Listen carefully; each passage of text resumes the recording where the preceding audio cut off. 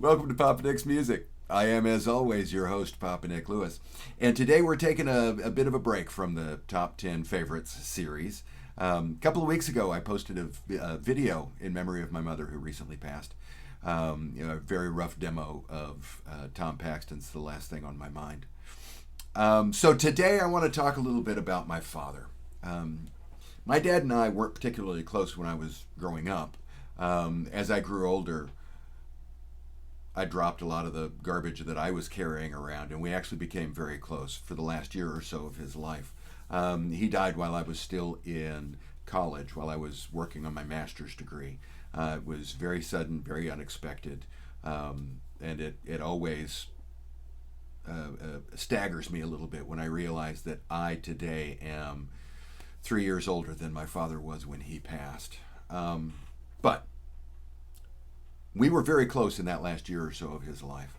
And I came to realize that many things that I like about myself, I shared with my dad.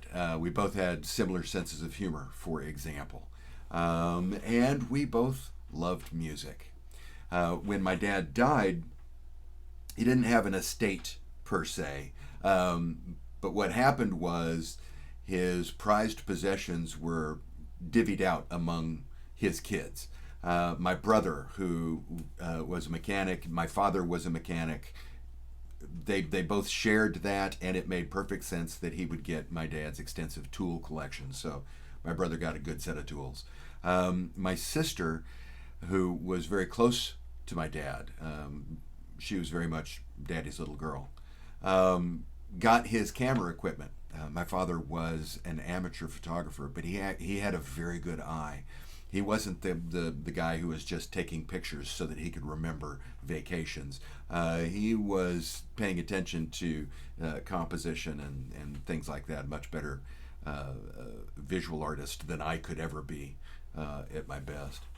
So my sister got his camera equipment. I got his records because I loved music and my dad loved music. Now, our tastes didn't completely overlap. Dad was a big fan of folk music, and folk music, a little Kingston Trio goes a long way for me. But he was also a fan of jazz, and I've got some very nice jazz albums as a result. Over my shoulder here, on this bookshelf back here, is my box set of Ella Fitzgerald sings the George and Ira Gershwin songbooks. My dad bought that when it was first released in whatever year it was released. There's a crawl down here telling you what year it released, what year it was released. He bought it, he took it home, he opened it up, and he played the records one time, and then he put the records back in the box and he put the box away. So as a result, I've got this thing, and the box itself is in really bad shape. It's the corners are taped together and all of that, but the records are pristine. They are mint. They look like they came straight off the press. They don't even have dust on them. They don't have fingerprints. There's no scratches. The best quality vinyl I've got in all of my collection.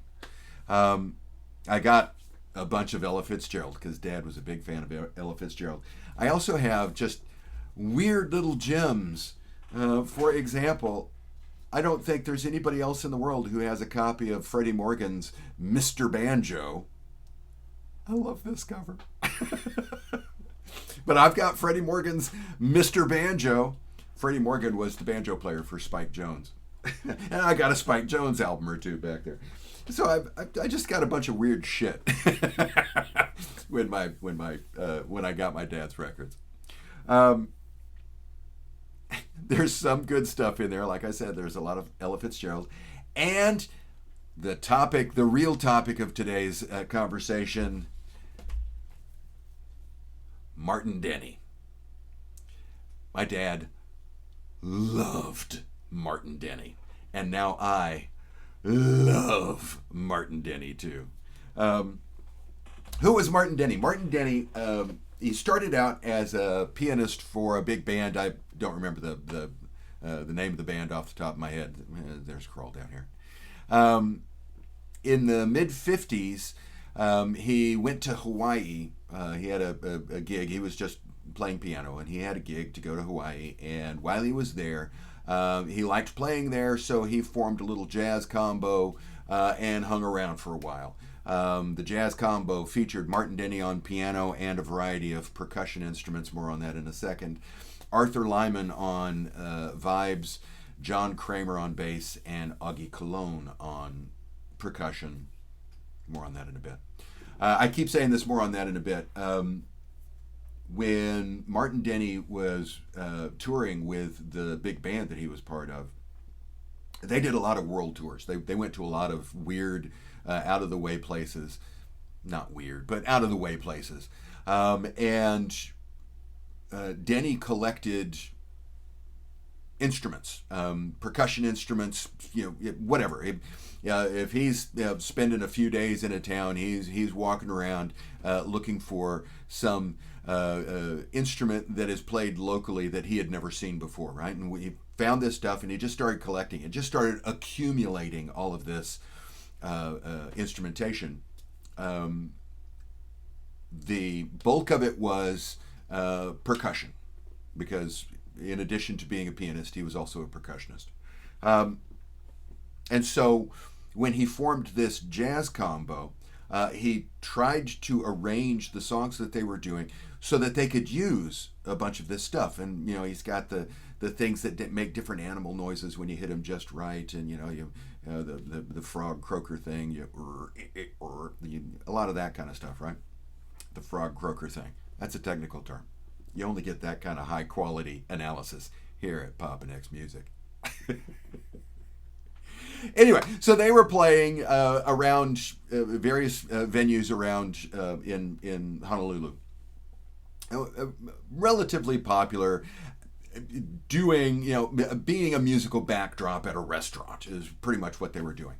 And they were playing this one venue that was, exotic even by Hawaii standards at the time. And it had a pond off to the side. And there were frogs in the pond.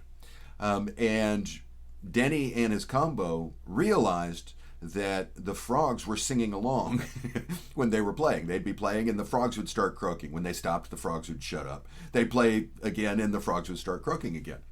And this tickled them. And so they started talking to the frogs, in essence. They started making frog noises. They started doing bird calls. They were just generally having fun. And they were just doing it as a lark. It was this one venue that had frogs, that had these vocal frogs, and they were playing with the frogs. But it became very popular. When the combo would go somewhere else to play, there would be audience members who had seen them at that other place, and they'd say, "Ooh, do the songs with the frogs in it." And they're like, "We don't have that. Frogs are." We don't have frogs. And then they realized, well, actually, we do have frogs. We've got these little percussion instruments that make the sound of frogs. And so they started arranging their music so that we've got, Martin Denny's playing the piano, but he's also doing bird calls. Augie Cologne is playing percussion. He's always also doing bird calls, right? So the performers are infusing the songs with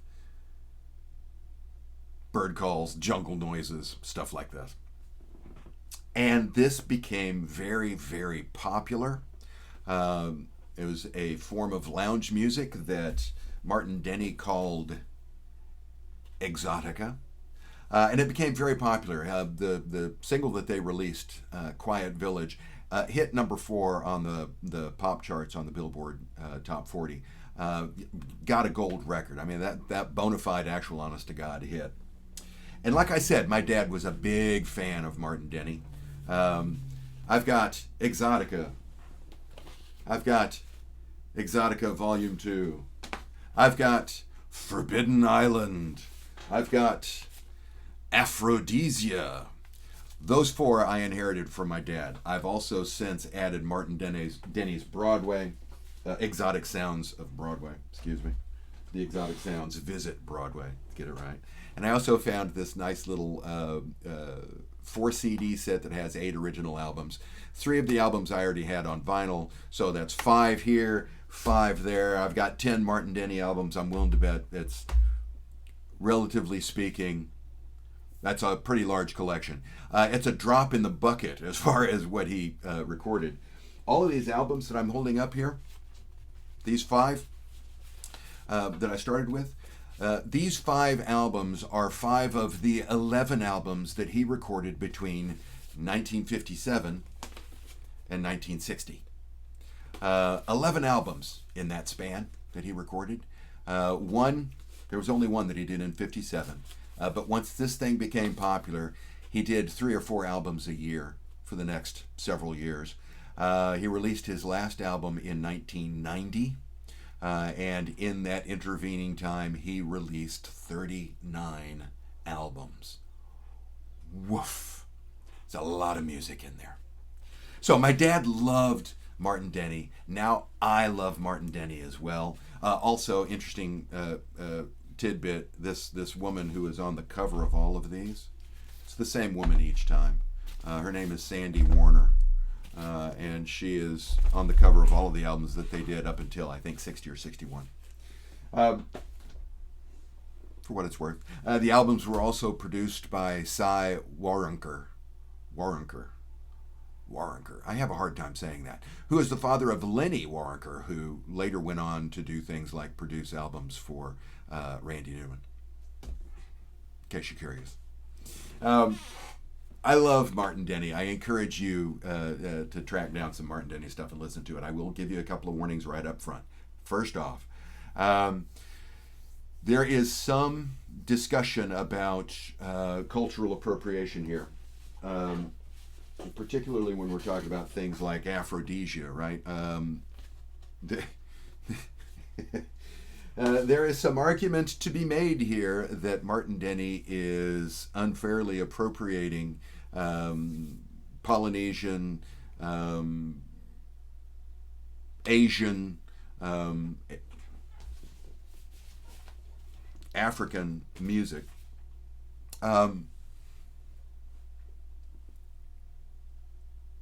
For my money, for what it's worth, to take this with a grain of salt, I'm not too worried about the cultural appropriation bit. I think we've got a better argument that cultural appropriation is an issue with tiki bars, tiki lounges, stuff like that, as opposed to this music. This music, yes, they're working with Polynesian musical tropes, yes, but I'm a lot more laissez-faire when it comes to using another culture's artistic themes in your own work, as opposed to cranking out knockoffs of actual artifacts. Okay, so I personally don't worry too much about cultural appropriation here.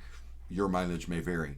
I will say, though, there is quite a bit of casual racism that goes through this music. As you are going through, if the name of the song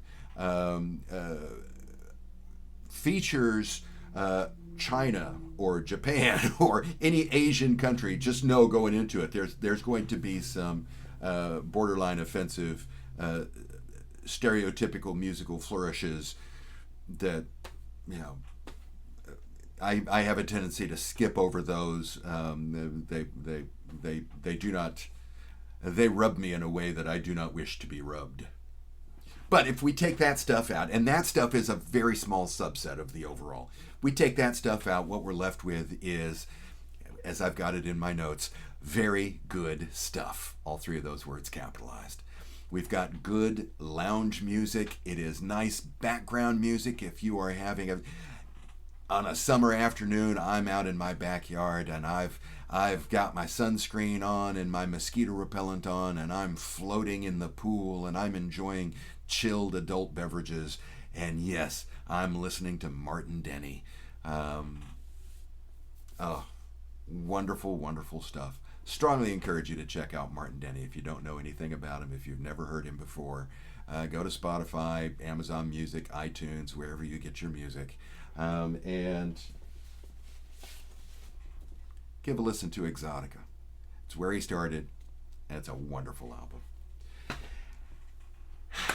And that's our discussion for today. If you enjoyed this little chat about Martin Denny, go ahead and drop that or click that like button down below. I always appreciate that. If you are clicking that like button, go ahead and click the subscribe button as well. I've thrown myself completely off my normal outro here. Click on the subscribe button as well. I would appreciate that. If you do subscribe, click the bell for notifications. If you've got any, if you want to have any sort of discussion about Martin Denny, drop that comment down below. I always love hearing from you. Thanks again for watching today. And I hope that the rest of your day is peaceful. See you soon.